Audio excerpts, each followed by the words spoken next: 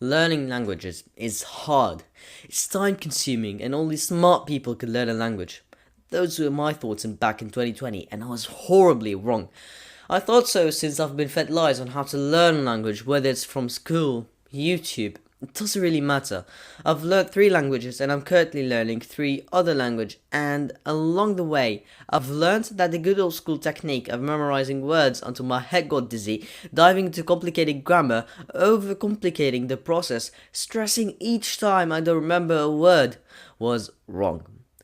And the YouTube videos I've personally watched didn't help, or rather helped a tiny bit on my journey. So fast forward 3 years later, when I finally acquired French on a native level, I felt responsible and decided to share all my knowledge about language learning. And I'm continuing to learn and learn and learn in order to show the world that learning languages is beautiful and very beneficial to our brains. So without further ado, here are the main keys on how to master any language, whether it's one of the easiest or the hardest. They will work and will benefit your journey enormously. Let's get into it. The first key I want to discuss, which no one talks about or barely talks about, is mentality. Before even dipping your toes into the sea, you should be able to stand, right? Well, it's the same thing with languages. Before starting to learn, you should have the right mentality to do so. And although it sounds common sense, a lot of people simply don't have the type of mentality suitable to learn a language, or even to learn in general, which is why it should be the first step into learning anything.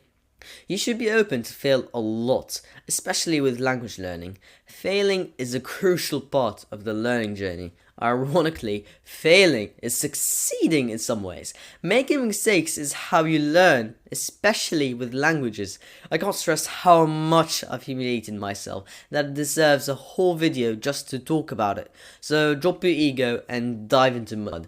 And a little point I want to make is to motivate yourself. Learn how to stay consistent and disciplined throughout your journey and watch how it will pay. Mentality is a subject that is very deep, and I could go for a whole video talking about it. But for now, if you're a beginner, this is more than enough. Now, after knowing how to stand, you can finally dip your toes into the sea. I'm proud of you. But don't swim yet. How could you swim if you don't know how to float? How could you start learning words without even discovering the language you're trying to learn? Well, here comes the part of input, aka listening and reading. How can I listen and read if I won't understand anything, you might ask. That's not the goal. The goal here is to prepare your brain into immersion and to make it link whatever information it receives from your eyes and ears with what you already know, hence making you more familiar with the language and even learning it subconsciously. Pretty cool, right? Here's the fun part. Now you finally have an excuse to binge watch your favorite series in the target language. Now, I suggest you watch a movie with the target language's subtitles on, so you could read and listen at the same time, and not take too much time with the input phase. You don't want to distract yourself from the very beginning. So just go onto Google and search movies target language 2024 or whatever you're watching this from, and choose the one with the nicest cover you find. Watch that movie with subtitles set to the target language, of course, and enjoy. A little tip is to actively listen. In other words, just don't focus on the filmography, but rather on the dialogue and make connections with what you hear. For example, if you're watching a Dutch movie and the spoken sentence was "Ik wil de chips eten," there you would make connections with or links with the auxiliary verb will, which is to will, and eten, which kind of resembles eat and therefore to eat. So the sentence will mean, I would like to eat chips, or literally, if we take what we used to define our Dutch words, it will be I will for chips to eating, which will translate to what we said. It's these little connections that actually matter during your input phase. Phonetics is my favorite part of learning a language. Pronunciation is the direct way to make one sound fluent, and I can't stress how important phonetics are. I always see others diving directly into learning words and learning the phonetics on the way. Duolingo. And I used to do that too. I never really paid attention to phonetics since I thought it comes with practice and time. While that is true, there is a faster way to acquire a native-like accent, and that's mastering phonetics first. You're in the sea, but you still need to know how to swim, and that's exactly what phonetics do. They teach you to swim in the sea of your language journey. While phonetics are a major part, they're not supposed to take too long.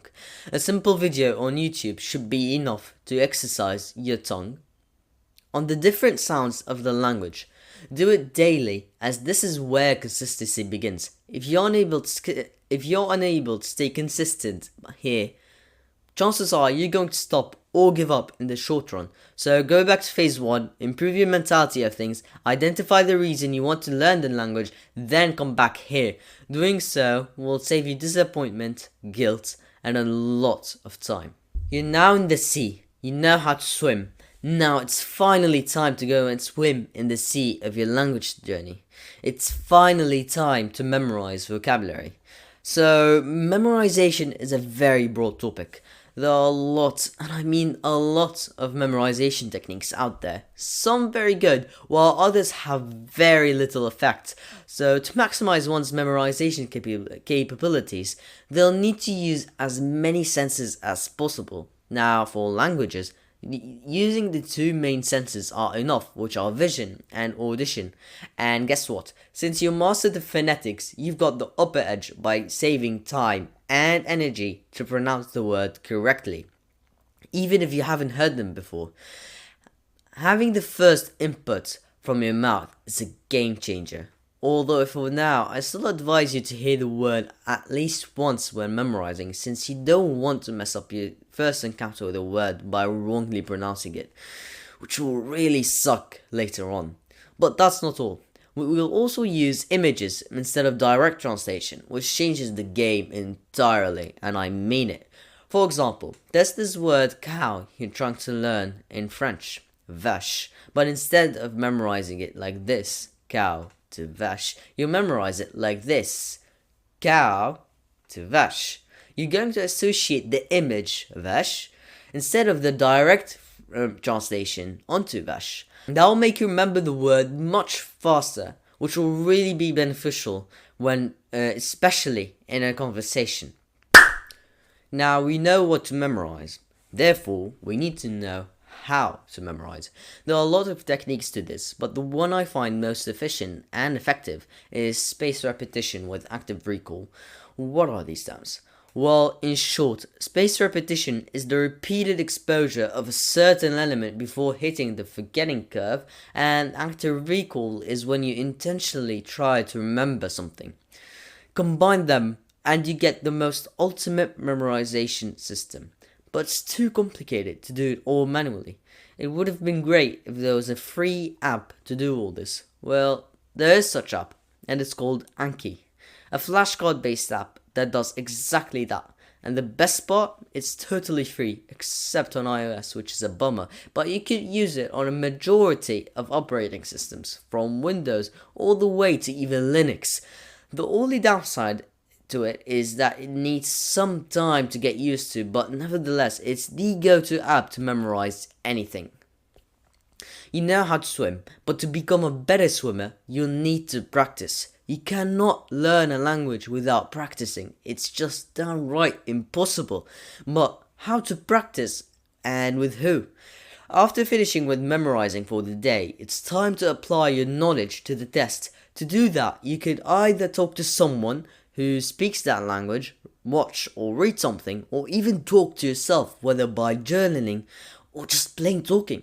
Any form of practicing works, but I advise you to talk to someone who already speaks that language, and to do so, either go to a country where your target language is spoken, or use an app that lets you communicate with others that speak the language you're trying to learn around the world. I'm currently testing a bunch, so once I have a clear winner, I'll be sure to make a video about it. Another option is to hire a tutor from sites such as Preply or italki. I've never tried these sites, so it's best to do your research before opting for them. And there we have it. The 5 main keys to master any language you desire, whether difficulty or age. It doesn't matter as long as you follow the keys I shared with you in this video. If this video helped you in any way, I'd really encourage you to like and share this video with those who need it. And if you want more of this content, a little subscribe wouldn't hurt. Let me know if I missed anything or if there's something that helped you out during your language journey. If so, please share. This is me signing out. Have a good day.